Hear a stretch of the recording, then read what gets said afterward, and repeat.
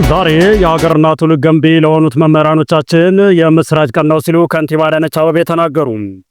በ57 ህጋዊ ሰውነት ባላቸው ማህበራት ተደራጅተው የሚጠበቅባቸውን 25 በመቶ ቅድመ ቁጠባ ወደ 4 ቢሊዮን ብር ገደማ ለቆጠቡ 6194 መምህራን ከሊዝ ነፃ የለማ መሬት በማቅረብና የፋይናንስ አማራጮችን በማመቻቸት የመኖሪያ ቤት ግንባታ በዛሬው ዕለት በይፋ አስጀምረናል ብለዋል።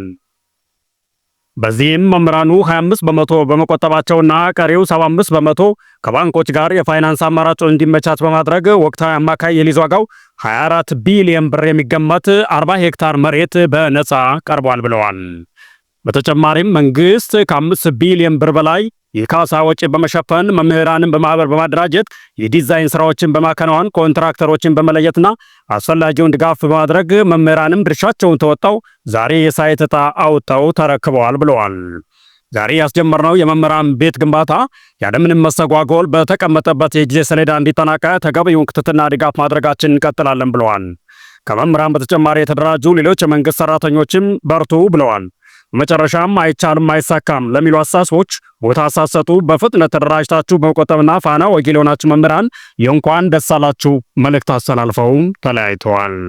ኤርትራ የጠቅላይ ሚኒስትር አብይ አህመድ ንግግር ጦርነት አጀንዳ ምክንያት ለማድረግ የቀረበ ነው አለች። የኤርትራ ማስታወቂያ ሚኒስትር የማነ ገብረ መስቀል ጠቅላይ ሚኒስትር አብይ አህመድ በሕዝብ ተወካዮች ምክር ቤት ስለ ኤርትራ መንግስት ያደረጉት ንግግር የኢትዮጵያ መንግስት በኤርትራ ላይ ሊከፍት ያቀደውን የጦርነት አጀንዳ ምክንያታዊ ለማድረግ የቀረበ ነው ሲሉም ተቹም። የኤርትራ መንግስት ቃል አቀባይ ማክሰኞ ጥር 26 2018 ዓ.ም ምሽት በኤክስ ገጻቸው ባሰፈሩት ጽሑፍ የኢትዮጵያ መንግስት በትግራይ ጦርነቱ ወቅት እና ከጦርነቱ ረጅም ጊዜ በኋላ ለኤርትራ ሰራዊት የክብር ሜዳይ ሲሰጥ ነበር ብለዋል። የማነ ይህንን ያሉት ጠቅላይ ሚኒስትር አብይ አህመድ ከሕዝብ ተወካዮች ምክር ቤት አባላት ለቀረቡላቸው ጥያቄዎች በሰጡት ማብራሪያ በትግራይ ጦርነት ወቅት የኤርትራ ወታደሮች የጅምላ ግድያን ጨምሮ የተለያዩ ግፎችን ፈጽመዋል በሚሉ ከወነጀሉ በኋላ ነው።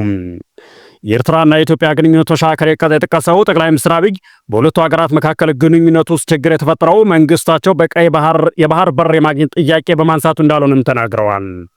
በትግራይ ውጊያ ሲጀመር በመጀመሪያ ዙር ውጊያ ሽረን ካስለቀቅነ በኋላ የኤርትራ ጦር ከኋላ ተከትሎ ሽሬ ገብቶ የአንዳንድ ግለሰቦችን ቤት ማፍረስ ሲጀምር ጸብ ተጀምሯል፣ አልተናገርንም እንጂ ሲሉ በሁለቱ መንግስታት መካከል ጸብ የጀመረው ከትግራይ ጦርነት ጋር በተያያዘ መሆኑን ገልጸዋል።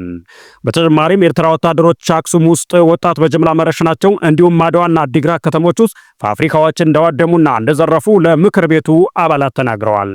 እነዚህ ድርጅቱ ለማስቆም ወደ ኤርትራ በርካታ መልእክተኞች መላካቸውን አክለው ገልጸዋል። ጠቅላይ ሚኒስትሩ ንግግር በኋላ በኤክስ ገጻቸው ምላሽ የሰጡት የኤርትራ መንግስት ቃል አቀባይ አቶ የማነ የብልጽግና ፓርቲ አስቀያሚ መለያ የሆነው ማጭበርበርና አታላይነት ዛሬ በሕዝብ ተወካዮች ምክር ቤት ስብሰባ ላይ ታይቷል ሲሉም ኮንነዋል። የተከበራችሁ አድማጭ ተመልካቾቻችን ስለተከታተላችሁ እያመሰገንና በእኛ በኩል ሰናይ ጊዜ ሁላችሁ ብለናል።